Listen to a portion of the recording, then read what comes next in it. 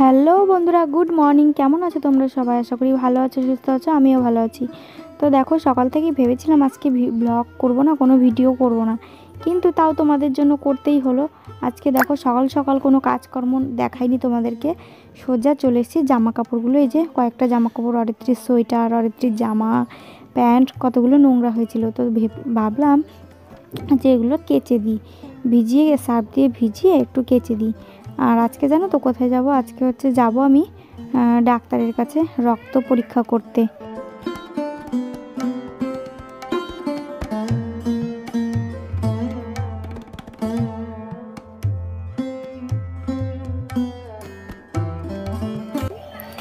Good morning বন্ধুরা, কেমন আছো তোমরা সবাই? আশা করি ভালো আছো, সুস্থ আছো। আমরাও ভালো আছি। এখন তোমার 8টারও বেশি বাজে, 8:30 বাজতে চললো।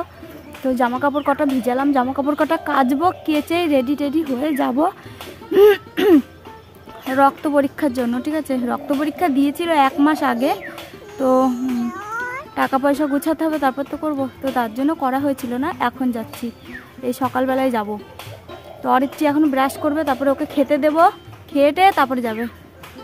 বাবা, না তাড়াতাড়ি করো, তাড়াতাড়ি ব্রাশ করো, ব্রাশ করো তাড়াতাড়ি। চলো জামা কাপড় কটা কেচে ফেলি ঝটাপট করে। তো আজকে ব্লাড টেস্ট করাতে যাওয়ার কথা। ঠিক আছে, তো যাব।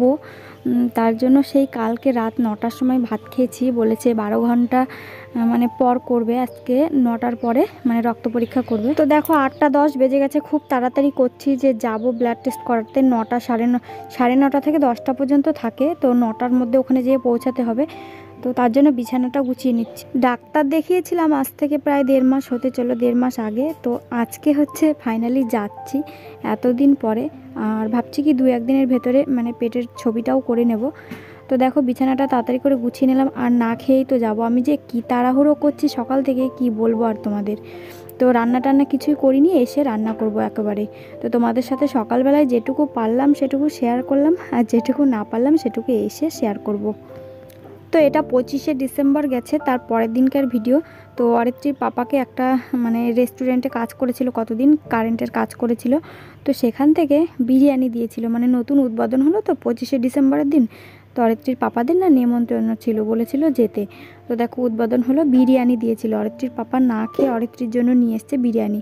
তো সে অরিত্রী ঘুমিয়ে পড়েছিল, খেয়েছিল না। তো তার জন্য অরিত্রীর জন্য একটু থুয়ে দিয়েছিলাম। দেখো অরিত্রী এখন বসে বসে খাচ্ছে। বেশি দেয়নি, অল্প একটু হাফ বিরিয়ানি দিয়েছিল। তো এই দেখো অরিত্রী খাচ্ছে, আর অরিত্রীকে নিয়েই যাব। ও বলছে কি প্রত্যেকবার আমাকে রেখে রেখে চলে যাও ডাক্তারের কাছে, আমি আজকে যাব। আমি বললাম ঠিক আছে চল, এখন সকালবেলায় তো তোর পড়া নেই, স্কুল আছে, স্কুলে মানে অতটা চাপ নেই, যেহেতু খিচুড়ির স্কুল, বুঝতেই পারছো। তো বললাম চল, যাবি তো। তারপরে অরিত্রীর কতগুলো জামা টামা ভিজিয়েছিলাম, সোয়েটার ভিজিয়েছিলাম, ভাবলাম ওগুলো কেচে টেচেই যায়, তাহলে জলটাও ঝরে যাবে আর শুকিয়েও যাবে। আস্তে আস্তে 10:30 10টা বেজে যাবে, এসে রান্নার জোগাড় করব।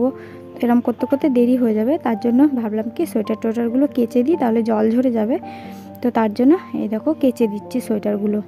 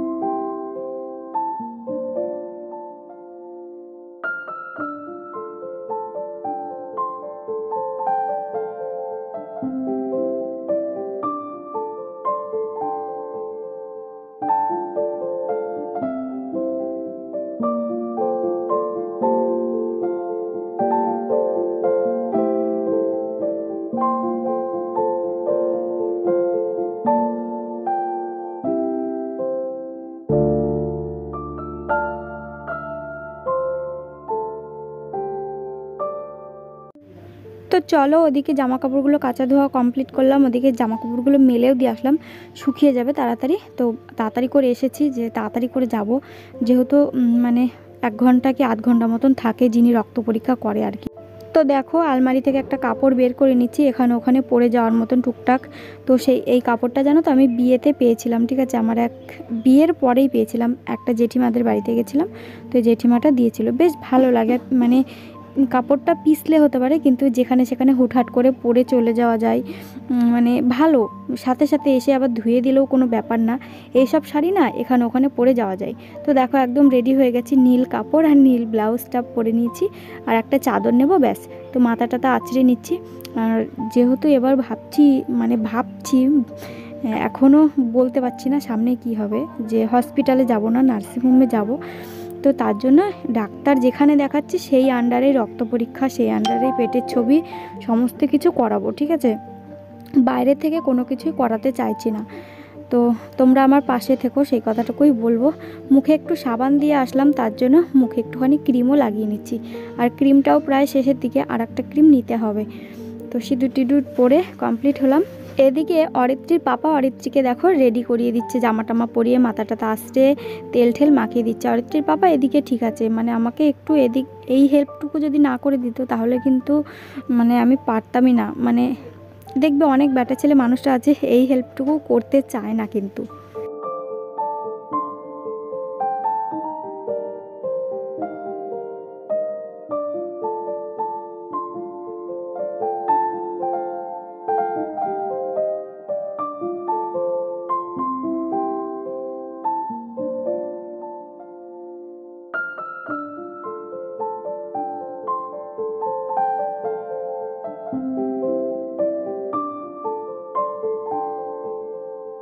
তারপরে দেখো আমি চলে এসেছি এই যে ফার্মেসিতে, মানে যেখান থেকে ওষুধ টষুধ কেনে আমার। তো সেখানে এসে বসে আছি, বললো কি একটু বসতে। তারপরে যেখানে রক্ত পরীক্ষা করাবে আর কি, দেখো এখানে আমি ডাক্তার দেখাতে এসেছিলাম এর আগের বার, মানে ফার্স্ট যখন আমি ডাক্তার দেখাই, তো এখানে ডাক্তার দেখাতে এসেছিলাম।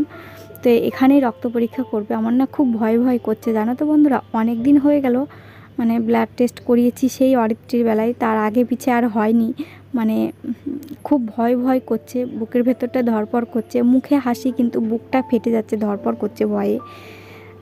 তো কি আর করা যাবে, করাতে তো হবেই, মা হতে গেলে একটু তো কষ্ট করতেই হয়।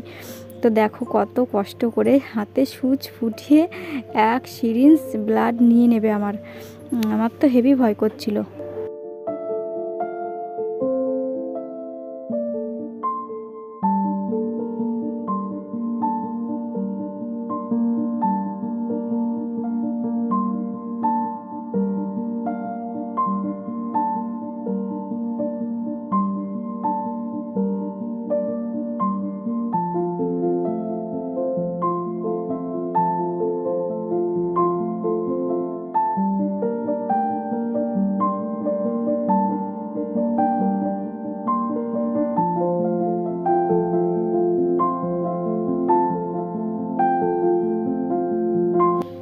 তো দেখো এদিকে হচ্ছে রক্ত নেওয়া হয়ে গেছে।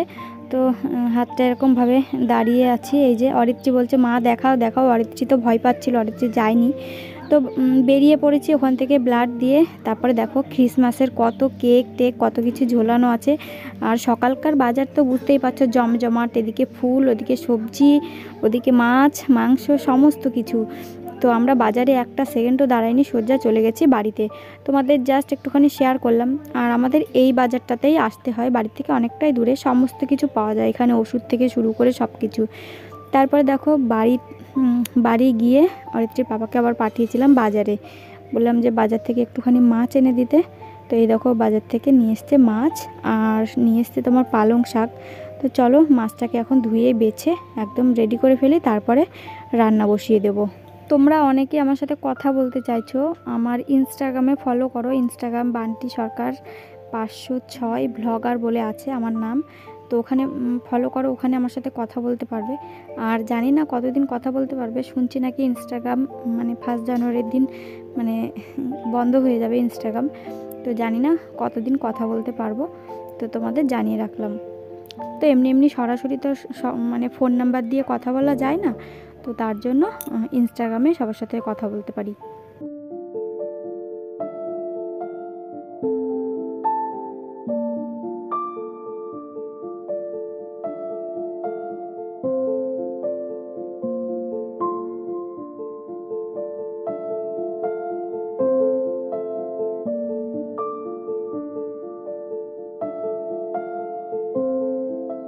মাছ ধুতে ধুতেই একটা চাদরওয়ালা এসছে, পুরো ওড়নার মতন, চাদরগুলো ওড়নার মতন।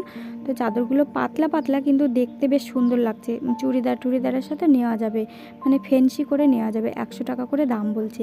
তো একটা ওখান থেকে চাদর নিয়ে নিলাম, চাদরটা তোমাদের পরে অবশ্যই দেখাবো। তারপর অরিত্রী সকালবেলায় যেহেতু রান্না করেছিলাম না, অরিত্রী স্কুল থেকে খিচুড়ি নিয়ে আসলো। দেখো অরিত্রী আর আমি দুজন মিলে খিচুড়ি খাচ্ছি। আর আমার শাশুড়ি মা বললো যে পালং শাকের ঘ্যাট আছে, নাও খিচুড়ির সাথে, তাহলে ভালো লাগবে। তো পালং শাকের একটুখানি ঘ্যাট নিলাম আর অরিত্রীকে কার্টুন চালিয়ে দিলাম। কার্টুন ছাড়া ওর তো খাওয়াই হয় না।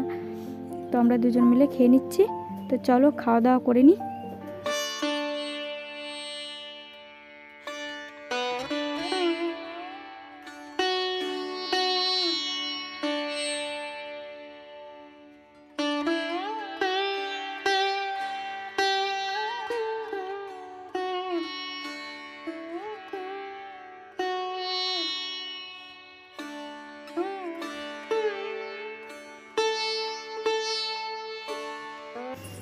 আমাদের বাড়িতেই মানে কাকাদের একটা নিম গাছ কাটছে, ঠিক আছে, বিক্রি করে দিয়েছে। নিম গাছটার পাতা নিয়ে এসে অরিত্রীকে বললাম ছাগলকে দুটো দাও, তাহলে কৃমি মরে যাবে ছাগলের যদি কৃমি থাকে। ওই দেখো নিম গাছটা কেটে দিচ্ছে। তো নিম গাছটা কয়েকটা পাতা নিয়ে এসে দিল। আর দেখছো আজকে কত জামা কাপড় কাচাকাচি হয়েছে আমাদের বাড়িতে, শুধু আমার একার নয়, সবাই কেচেছে। আর শীতকালে একটু নোংরাও বেশিই হয়, দেখবে তেল ঠেল মাখা হয়, তো এগুলোর কারণে নোংরাটাও বেশি হয়। তো আমার স্নান করা হয়ে গেছে, ওদিকে শুকনো জামা কাপড়গুলো তুলে ঠুলে নিয়ে আসলাম। তারপরে এখন হাতে মুখে তেল ঠেল মেখে নিচ্ছি, ক্রিম মেখে নিচ্ছি। অরিত্রীকেও মাখিয়ে এখন অরিত্রীকে একটুখানি বলবো ঘুমাও, তারপরে আমি রান্না করতে যাব।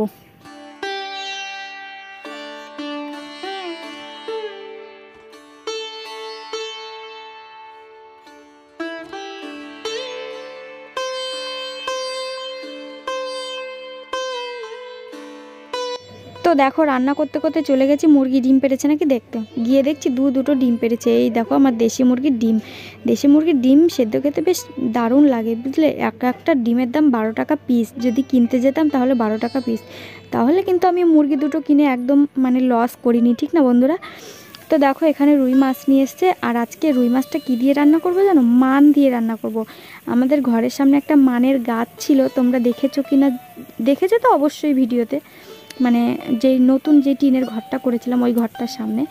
তো সেই মানের গাছটা জানো তো সেদিনকে একাই পড়ে গেছে, জানি না যে মানের গাছটায় পুরো গোড়াটার পচে নষ্ট হয়ে গেছে। তো একটুখানি ভালো ছিল, তো সেখান থেকে অরিত্রীর পাপা কেটে দিল। তো সেই মান দিয়ে আলু দিয়ে মাছ দিয়ে রান্না হবে। আর এই যে এখানে মাছ ভাজার তেলেই পাঁপড়টাকে ভেজে নিচ্ছি, দেখো।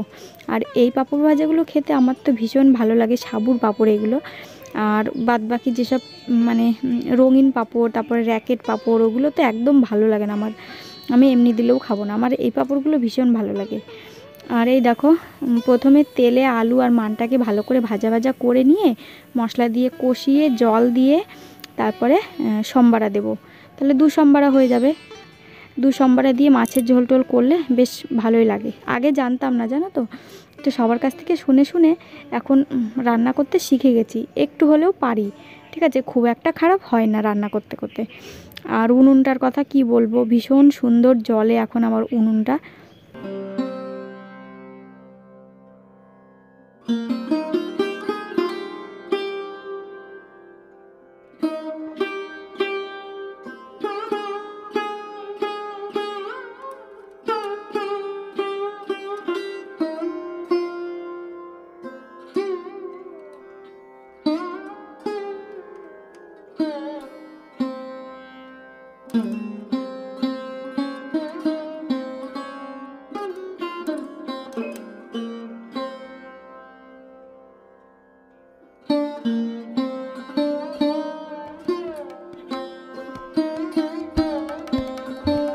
তো প্রথমে ভেবেছিলাম পালং শাক দিয়ে মাছ দিয়ে করব, কিন্তু পালং শাকের গন্ধটা না অতটাও ভালো লাগছে না।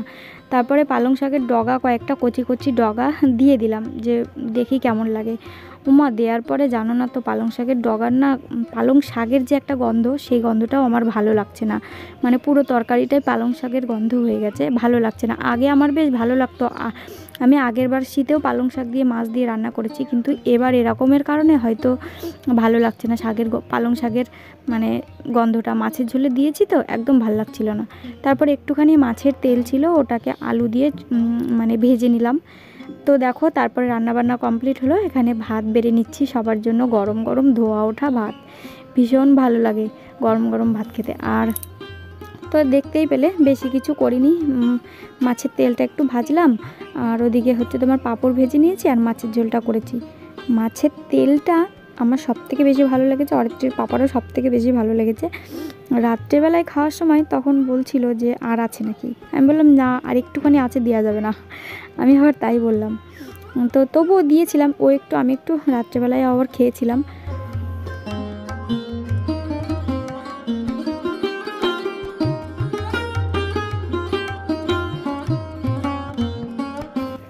তো ওদিকে খাওয়া দাওয়া কমপ্লিট হলো, আমরা তিনজনাই খেয়ে নিলাম। আর অরিত্রী জানো তো 3:30 সময় পড়া আছে। অরিত্রীর পাপাকে বললাম তুমি একটুখানি দিয়ে আসো পড়তে অরিত্রীকে। তো অরিত্রীর পাপা যেহেতু আজকে বাড়ি আছে, তো তাড়াতাড়ি করে দিয়ে আসলো। তারপরে সন্ধেবেলায় আজকে আবারও ধরেছে মাথা। প্রতিদিন মাথা ধরা একটা রোগ হয়ে গেছে জানো তো, আর প্রতিদিন মাথা ধরবে।